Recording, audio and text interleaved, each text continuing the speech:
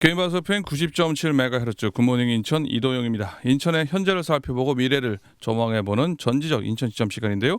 오늘 인천시의 더불어민주당 김명주 의원, 국민의힘 이용창 의원과 함께 이야기 나눠보겠습니다. 두 분 의원님 안녕하세요. 안녕하세요. 네, 안녕하세요. 예, 오늘 지역구 현안에 앞서서요. 어제 한 총리에 대한 헌법재판소 결정이 있었습니다.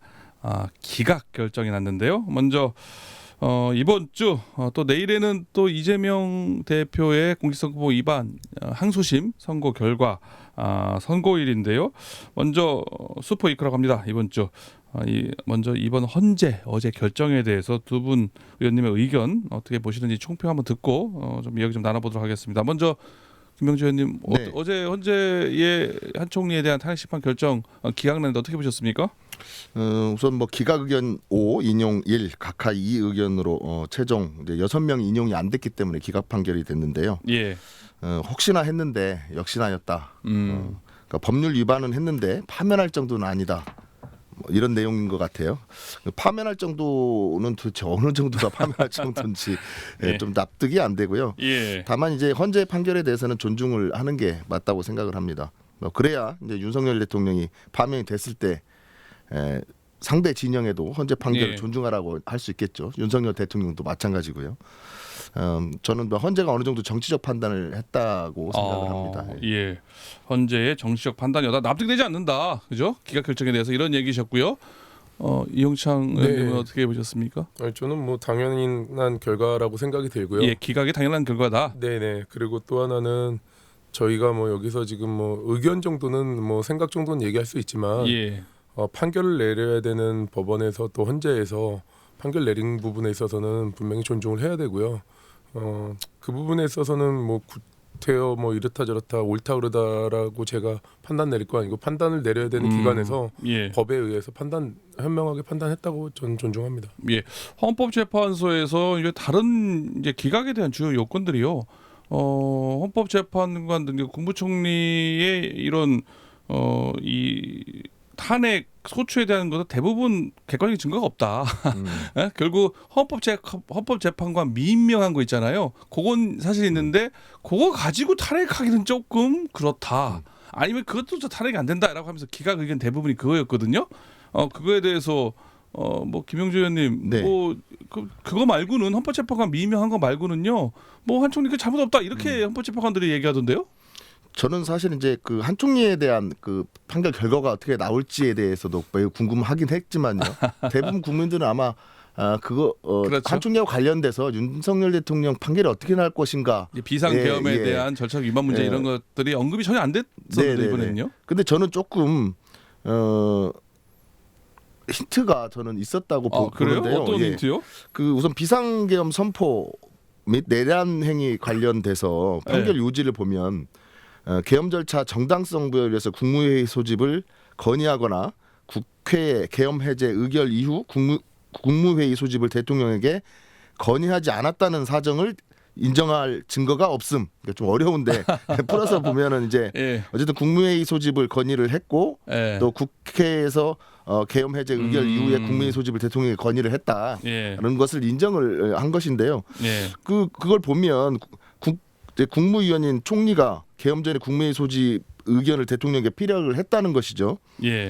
그런데 이제 다만 이제 헌재 그 변론에서 한 총리가 분명히 국무회의에 흠결이 있었다라고 증언을 했단 그랬죠? 말이죠. 그러면 이게 국무회의의 성격은 아니고 간담회 형식밖에는 안 됐다는 거죠. 대통령이 일방적으로 주장했던 것이고 또 나머지 국무위원들이 전체 계엄을 반대했음에도 불구하고 대통령이 독단적으로 강행을 했다라는 것이 저는 증명이 됐다고 보고요. 그래서 윤석열 대통령을 내란 수계로 인정을 했다라고 저는 판단을 합니다. 그리고 너무 지금 헌재 판단을 너무 넘어가시는 거 아닙니까 그거? 어쨌든 그 국무총리는 그때 이제 헌재 재판 과정에서도 본인의 책임을 회피하기 위한 작전으로 계속 일관을 했었거든요. 그래서 본인은 잘 빠져나갔는데 본인이 빠져나가면 결국은 그게 모든 것이 대통령에게로 돌아가는 상황입니다. 그게 이제 적극적으로 가담하지는 않았지만 어쨌든 동조자기 때문에 총리는 빠져나갔지만 모든 짐이 예. 전부 다 윤석열 대통령에게로 갔다. 그래서 예. 탄핵 사유가 저는 분명해졌다라고 판단을 합니다. 예, 지금 힌트가 나왔다라는 분석을 하셨는데 저는 잠깐 저기 예. 김명주 의원님이랑 얘기를 듣는 게 아니라 그 헌재 재판관이 말씀하시는 걸로 예. 이건 뭐 김명주 의원님의 의견이신 거고요. 예. 저희가 이걸 추측하고 하는 것도 어떻게 보면은 국민들한테 혼란을 줄 수 있는 거고 예. 아까 말씀드렸던 것처럼 이 판결에 대한 거는 헌재의 결정을 존중해야 되는 게 맞는 거고요. 어떤 결정이 예.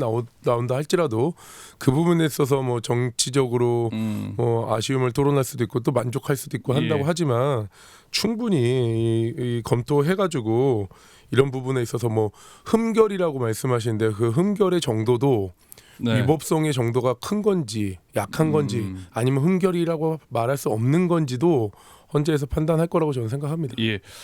일단 분명하게 뭐 아까 그 김명주 의원님 말씀대로 한 총리가 절차적 흠결이 있었다라고 발언을 한 건 사실이고요.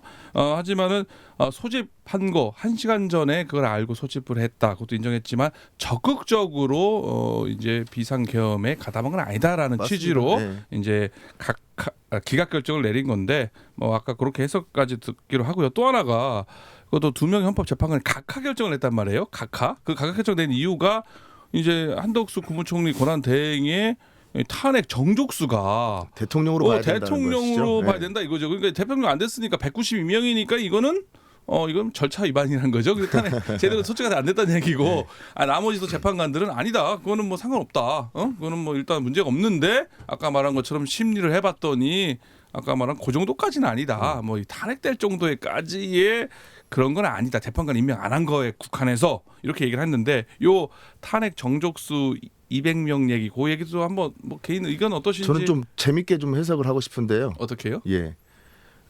대통령으로 보고 3분의 2 의결 정도수를 맞춰야 된다라는 게 그 2명의 각하 의견 각하 재판관들 의견이죠. 의견이거든요.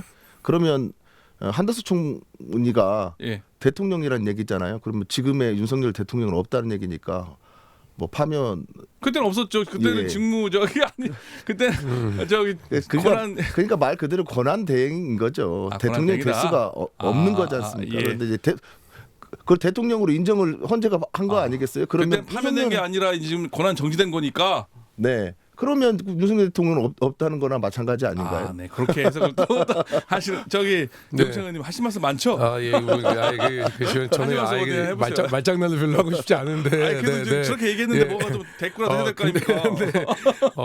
이런 거죠. 좀 가볍게 표현을 하면 그 한참 인기 있었던 응답하라 1988에 예. 보면은 그 누구지 덕선이 남동생이 사귀었던 여자친구였는데 그 친구가 이제 예.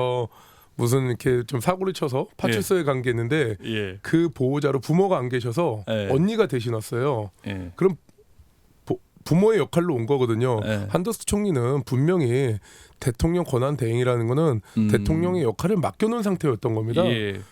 무슨 뭐 총리의 역할로 맡겨놓은 게 아니라 대통령의 역할을 맡겨놓은 거기 때문에 예. 대통령의 임무를 보는 사람이라고 생각해야죠. 아, 예, 그래서 그럼요. 탄핵 정도수를 200명을 해야 된다. 그럼요. 예. 그 각하 의견을 네. 했던 재판관은 같은 의견이시네요. 네네네 맞습니다. 예. 어쨌거나 지금 민주당이 발의한 탄핵 소추안 9건 모두 기각이 됐습니다. 이거에 대해서 참 뭐 탄핵 남발 아니냐 말하는 이런 얘기가 있고요. 아니다. 뭐 그때 권한 탄핵 남용은 아니다라고 지난번에 또 헌재에서 그런 얘기는 하긴 했었습니다. 그때 검사와 저기 감사원장 탄핵 소추할 때 그런 얘기가 있어 심판 때 결정을 했는데요. 이런 민주당 중심의 탄핵 발의 모두 기각된 거에 대해서 이제 저는 이거 좀 강하게 얘기하고 싶은데요. 예. 일을 보는데 민주당의 어떤 성향과 스타일에 맞지 않는다고 해가지고 예. 이 정도의 탄핵은요. 네. 지금 정말 말 그대로 그러니까 국정마비란 표현을 쓰는 건데 회사에서 사장님이 직원들 마음에 안 든다 너 나가 하는 거면 회사 문 닫아야죠. 예. 그리고 뭐 판결에 대해서 어제도 한덕수 총리 그 판결에 대해서 민주당에서는 공식적으로 이재명 대표가 얘기하는 거 보니까 내일 당장 윤석열 대통령도 심판하라고 그렇게 예. 이제 인터뷰를 하고 하는데 지금 이게 무슨 법원도 아니고 본인들이 마음에 안 들면 다 잘라버리고 이 판결도 어떠한 결과든 간에 본인들의 생각한 대로 판결이 안 나오면은 이건 잘못됐다고 하고 있고 예. 그래 이런 점들에 있어서는 굉장히 국정을 운영하는 정말 대한민국을 이끌어가는 책임 있는 국회의원들이 할 역할이 아니라고 생각이 들고요. 예. 더더욱이 지금 압도적인 다수당의 입장에서 탄핵 발의를 이렇게 했다는 거에 있어서 국민들이 과연 이거 정말 납득할 수 있을까? 그리고 한간에 도는 얘기에 의하면 제가 내부적으로도 민주당에 있는 정치인들이랑도 이렇게 친한 정치인들이랑도 얘기를 해보면 예. 한덕수 총리가 탄핵이 안 될 거라고도 본인들도 그렇게 생각한다는 거예요. 그럼 그 정도까지 얘기가 나오는 거면 이건 정말로 정치적으로 악의적으로 하는 거기 때문에 예. 이런 일은 정말 헌정 사상도 처음인 거고 앞으로도 이렇게 있으면 안 된다고 생각이 듭니다. 예. 김영주 의원님. 네. 어쨌든 기각은 됐지만 판결문 보면 위법 사실이 또 일부 인정된 부분들이 있거든요. 그러니까 위법을 저지른 것에 대해서 그냥 두고만 있으면 그건 오히려 직무유기가 되는 거 아니겠습니까? 그래서 예. 법적으로 판단을 받을 수 있는 헌법재판소의 판단을 받을 필요가 있었던 것이고 그래서 탄핵이 사전 절차로 있을 수밖에 없었던 것인데요.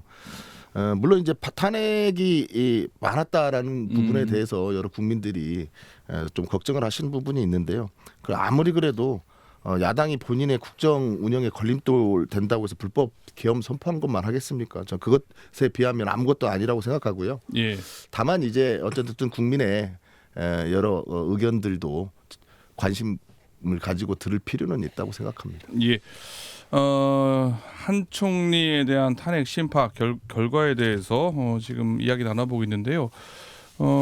이게 또 인천 또 시의원으로서 지방 의원이잖아요. 이런 사실 국회의원들의 그리고 이제 국회에서 지금 민주당 중심의 그리고 탄핵 소추안 발의에 대한 이야기 한번 의견을 좀 들어봤으면 좋겠는데요. 시간이 지금 좀 애매하겠네요. 이 얘기는 좀 이따 좀 준비하셨다가 4부 시작할 때 좀 자세한 얘기 한 번씩 듣고 또 다음 지역 현안 얘기 나눠보기로 하고요.